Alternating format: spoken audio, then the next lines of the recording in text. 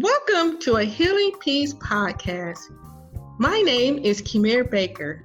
I am an overcomer, writer, speaker, and God enthusiast. I am fueled by helping women achieve their emotional healing so that they can live the abundant life God has for them. In this podcast series, we provide faith-based inspiration to mend from emotional hurt, along with tools and tips for emotional wellness. In your journey, as you apply these tools and tips, you will begin to live the transformed life that you always desired. In fact, you will possess a new you. Welcome back, ladies. It has been so exciting to be with you guys and to have you on this journey. As we've been learning how to stay positive, I hope you enjoyed last week's podcast where we talked about being able to say things that strengthen us. As I promised, I have a friend here today who is just going to encourage our spirits and help us to think through things that we can do in a practical way to maintain our emotional wellness during this season. Because I know it's been difficult. It's been, and we're just going to talk about it today. Beverly, welcome to the show. Well, thank you, Kimir. I love your energy. I love your enthusiasm. And who cannot walk away from a podcast where the host is so energetic and joyful? So my name is Beverly Ozanne. I like people to call me Bev because I feel like if you use Beverly, I'm in trouble. Anyhow, but I have been married to my husband, Steve, for almost 42 years. I have been walking with Jesus since I was just 2 weeks shy of the age of 19. So 45 years as a disciple of Jesus. That's amazing. And I think that one of the questions Kimir asked me to answer was, how long have I been a counselor / therapist? Professionally, I graduated with a master's degree in December of, I think it was 2009, from Southwestern Baptist Theological Seminary, where I got a dual psychology and theology master's degree in family and marriage counseling. Oh, wow. So professionally, I've been doing counseling since then, and I kind of got in the field of addiction treatment and started out working with youth first, youth and families who struggle with addiction and dual diagnosis mental health disorders. But even prior to that, I had a heart to want to be in counseling from my early years as a Christian, but God had to put me through the proving ground before I could really be effective in this ministry of counseling and helping people. One of my first social services jobs was working in the field of parole and probation in the city of Baltimore, and that involves some counseling. Of course, you're an ad for the criminal, and I really loved that job. But then over the years, my husband and I have done what I would refer to as more pastoral counseling, applying the Bible to couples and marriages and families. We have facilitated things like parenting groups, dynamic marriage groups, grief and loss groups over the years. And I'm thankful that my husband encouraged me to jump out and get the master's degree. I started it in 2006, and yes, I did finish in 2009. I just feel so much more equipped to be able to help people because of that. I think that it's a God-given desire to be able to be a people helper. And one of the most rewarding experiences, I think, for me is helping people find their way back to their relationship with God when they messed up with life so much through addiction or alcoholism or other addictive behaviors, and to have them rediscover the power that there is in connecting with God through the Bible, through renewed faith, and seeing them have a victory over these addictions, or even these family issues, to be able to provide solutions and encouragement through the Bible and to pray with people has been some of the most rewarding things that I've done as a counselor, and will continue to do that. Well, I definitely appreciate you sharing that, because I am a Jesus lover, people who've been listening to me for some time. But I think one of the things that you said, which really encourages my spirit, is that you get the opportunity to see a person go through that transformation process when they're linking to God and they're allowing Him to take more guidance in their lives instead of the things that we lust after or can't help ourselves but to jump into. And so it's always exciting for me to hear other people see that connection. I know I'm excited because I know His power and I know what He's done in my life to help me to get to this place, to the place of being able to talk to you guys about, hey, how can we have victory? And hopefully the things that we shared today is not as deep as some of the things that Bev has experienced with in terms of addictions and that nature. But we're going to just take a step back and look at small things that we can do in our everyday life while we're in isolation, and how to have victory over our emotions and our thoughts and all those things that can kind of plague us. And before I start asking my questions, I was talking to someone else, and I want to clarify that the things that we share today, not everything is going to fit for what you are going through in your life right now. That is understood. But I pray and I hope that you still listen. And there may be small things that make sense, that is applicable, and go for it. Put it into practice. And also tell your friends, hey, check this out. Listen, this may be something to help you get through this difficult time that we're having. And so I wanted to start with the most common question is, what is typical of responses for being in isolation and dealing with how the world has readjusted itself?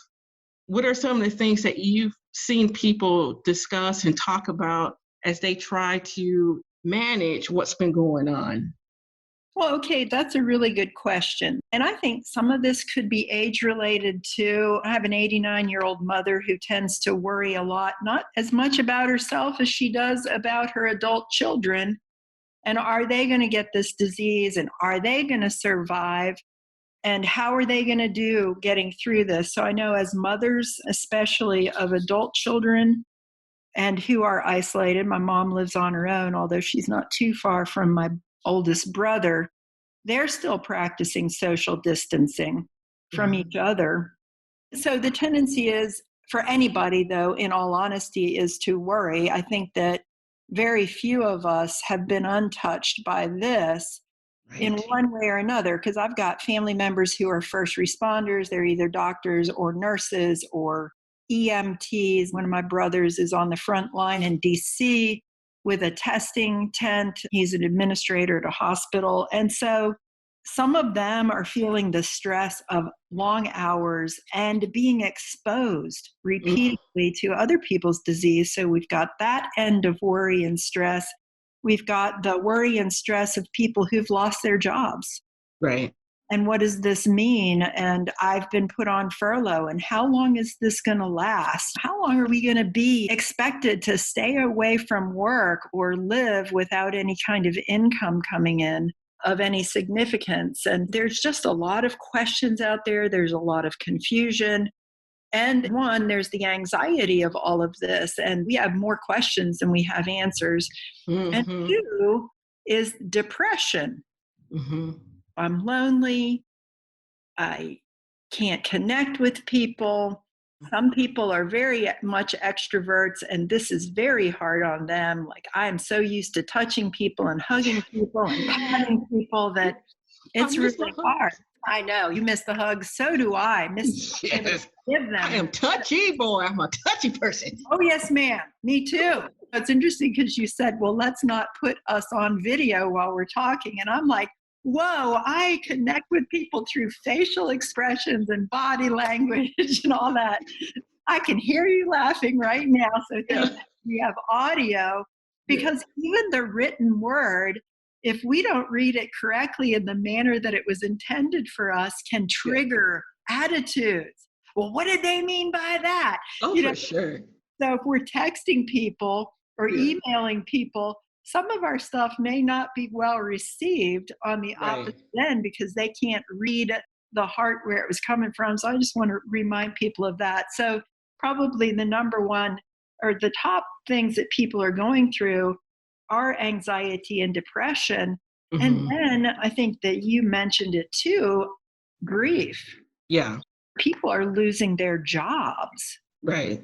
Or they're losing family members to this disease. They have people that are stuck in nursing homes and they're not allowed to go see them. Or people go into the hospital and we can't have the normal way of connecting by going and visiting.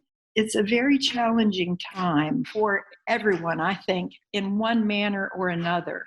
Yeah. And all the things that you shared, I've definitely have had some experiences with it, if it's not myself or friends and family.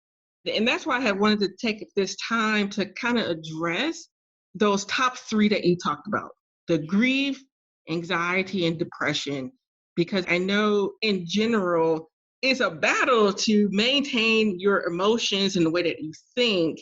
But now in these extraneous circumstances, it's like it's heightened and it's like, oh, times 1,000. And so I wanted to give our audience an opportunity to kind of take a step back and first know that you're normal in terms of how you respond to these things, and to not feel like, oh, I should be better, I shouldn't have these thoughts. And it's like, because of the depth and the magnitude of what we're experiencing, they're going to be there. Yep. They're just going to be there. But what we want to try to accomplish is to not allow those fears, those thoughts to suffocate you from living your everyday life. Yeah. And that's why we're here. We're going to talk about that. Well, yep, we need to talk about it. All right. We do. Let's go with the grief perspective. I remember I was having this conversation with a friend of mine, and I was saying, because of losing jobs and losing your way of life, that's a form of grief. Absolutely. And the person responded, well, how is that grief? So I figured that would be the first good question to ask you. Can you describe what is grief? Yes. Thank you for asking that question, because honestly, we're all experiencing moderate to high levels of stress and loss. And I would call this time very traumatizing for many people. And a lot of people think, oh, well, post-traumatic stress, and we're not even going to call it a disorder right now. And we're not even past, we're in the midst of some stressful situations. And Alan Wolfelt, who's a grief expert in Colorado, has called or referred to post-traumatic stress as traumatic grief. Traumatic grief and loss. These things are coming out of the blue, blindsiding us. We're being knocked upside the head. Some of us have lost family members and so forth. So traumatic grief, and it's a time of confusion. Elizabeth Kubler-Ross described grief with 5 different stages. These are not stages like sending a rocket up into space. Stage 1 drops off, never to be seen again. No, that's a good one. These are facets of emotions that we go through that we can come back around and re-experience as we're working through them. So they're in no particular order, and they don't have to happen in any order. But I'll start with the way she typically does. And the first one is denial. That's like shock or numbness. How can this be happening? We're stunned. We kind of feel nothing.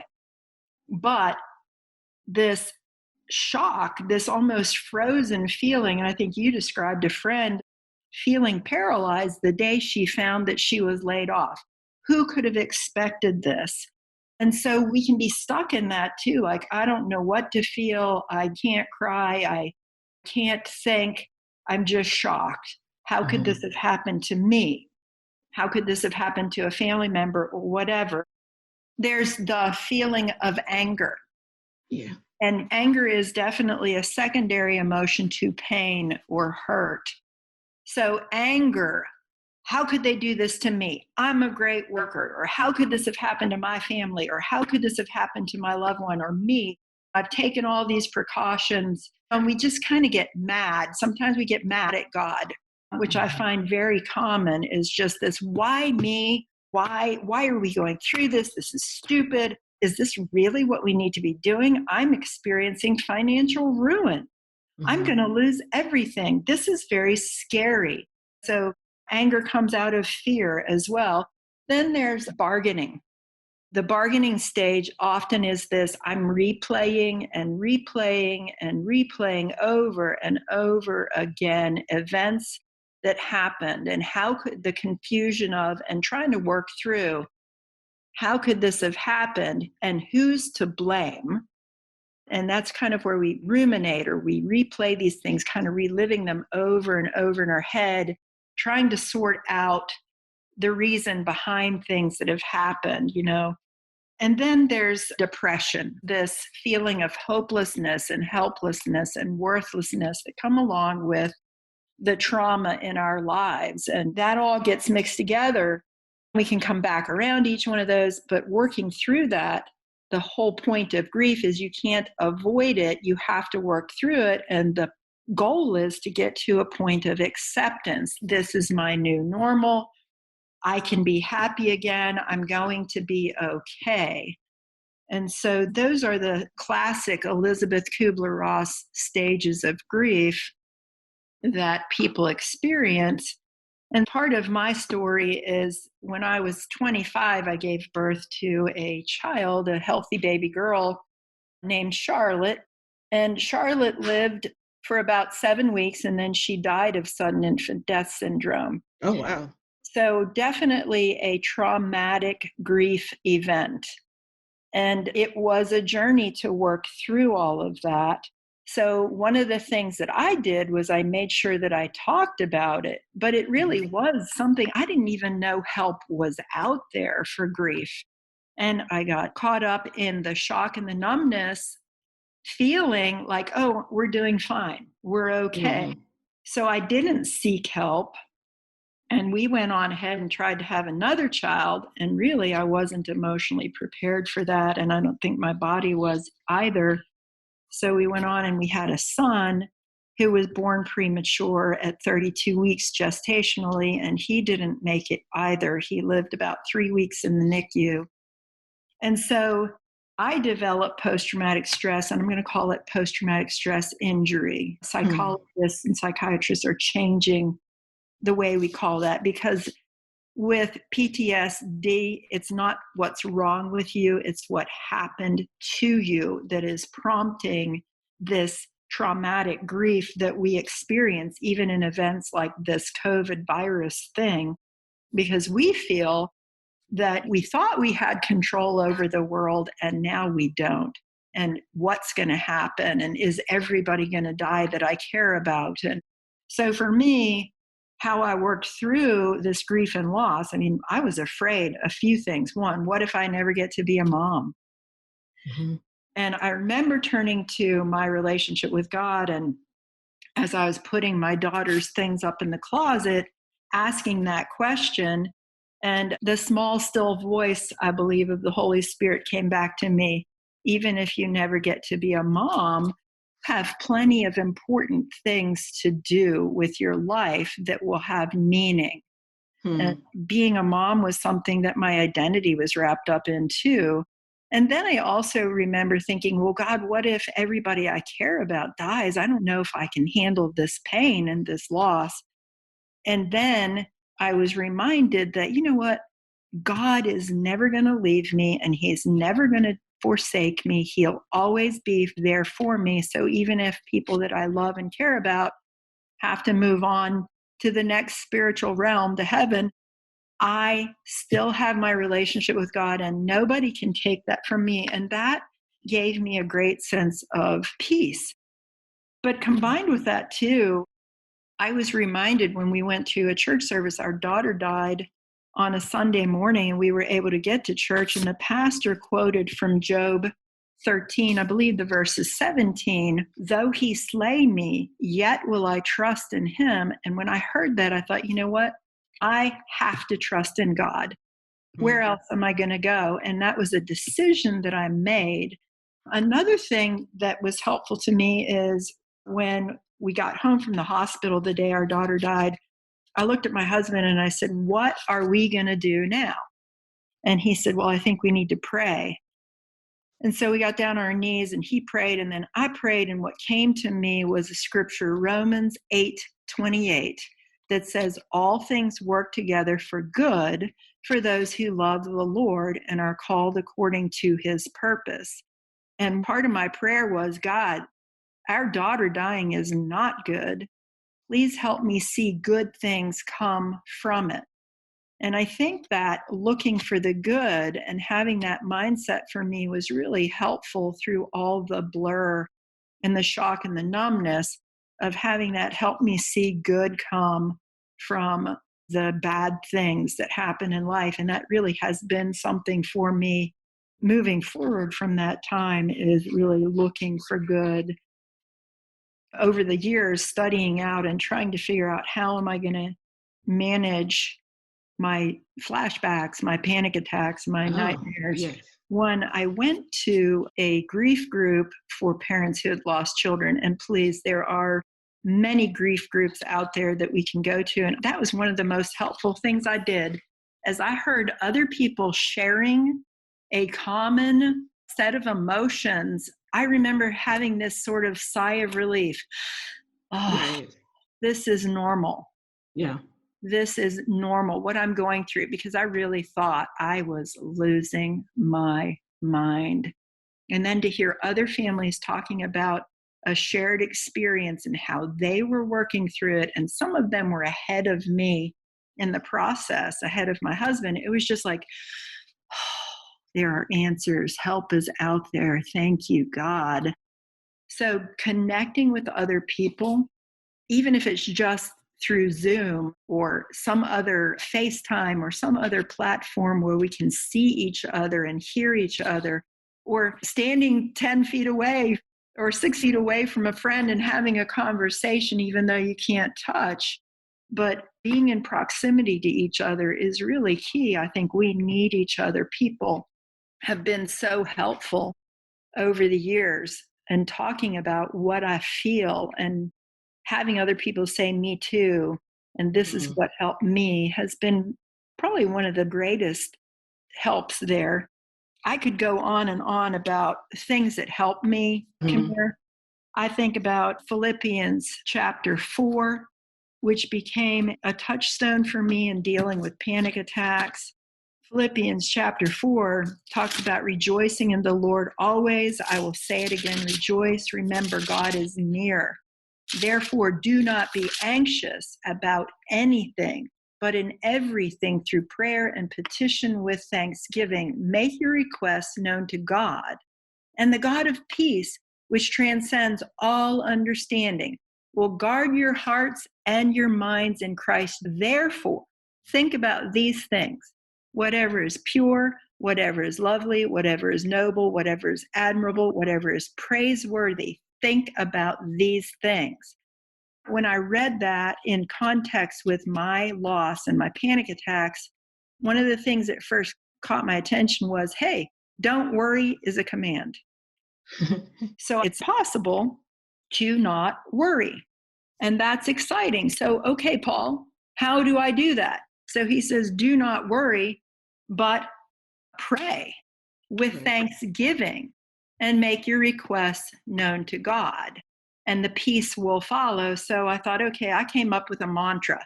You know how they had this stop, drop, and roll when you catch fire? Well, I was like, okay, I'm going to catch the fire of anxiety because I could bring on a panic attack by having one. So I came up with this mantra, stop, drop, and pray with thanksgiving. And it was a shift away from focusing on the things that were triggering the panic to, well, what do I need to think about? The very essential thing is I've got a lot to be grateful for. And that's where I wanted to go. And it was revolutionary for me when I would begin to feel a panic attack come on. It was my stimulus to stop and drop and pray with thanksgiving and get my mind on what I needed to. because I couldn't control the things that I was worried about. Nobody controls who lives or dies. Nobody's going to control the outcome of all this, but God knows and God cares. And that gave me great encouragement. And literally over time, and as I practiced that, as I put that into practice, the peace of God that transcends all understanding took over.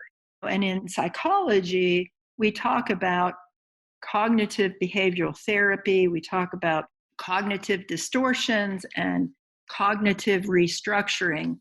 And those are all fancy terms for mind change. And Romans 12 talks about how we can be transformed by the renewing of our mind. So if we get stuck in some of these facets of grief, for me, that replaying and replaying and replaying of these awful events produced more and more panic. And once I realized that me going back and thinking through everything and replaying it was, to quote someone I read way back when, an exercise in futility. Sure. Because none of it was ever going to bring my daughter back to me. So what did I need to think about? So I think about if I lost my job, or if my spouse lost a job and we're not going to have that income, I need to get busy and think about, how can I get through this? How can we get through this? What do we need to do to get help? Because help is out there. And just even talking it through with other people, I think it's amazing how when you share this hurt and this concern that we're going through right now with others, sometimes they have some ideas that you didn't know about.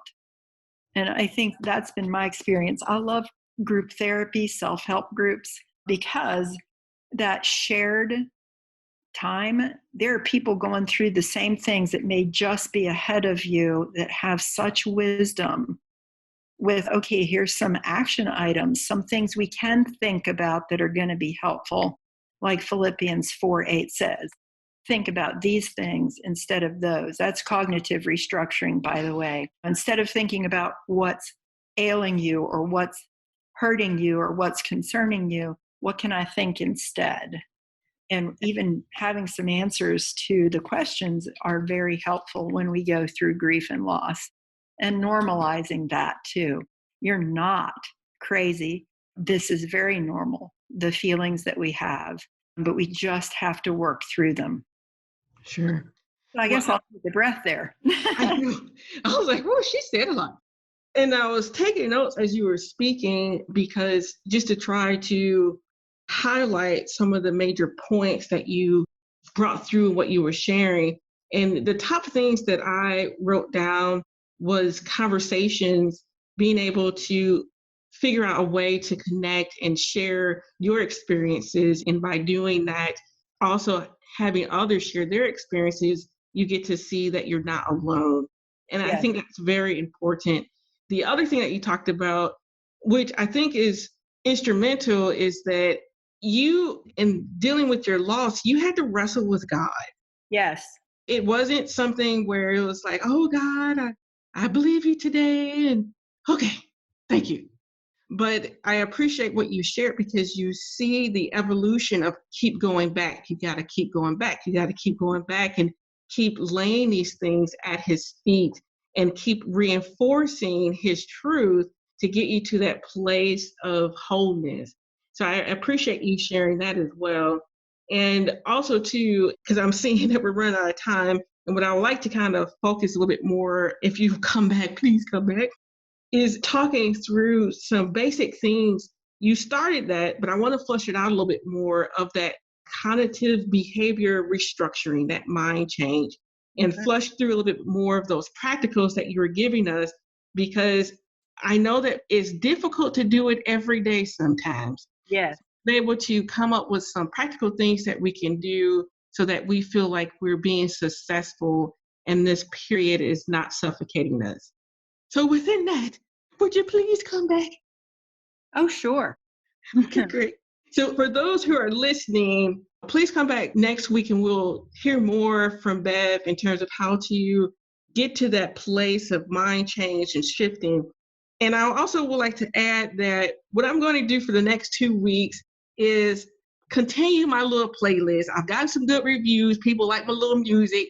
And so every Friday, I'm going to do a little playlist. And I think it's a good way for me to let you guys know that I'm still thinking about you guys and instilling something positive in your thoughts. So come back next week. We're going to have a great time. Thank you for listening.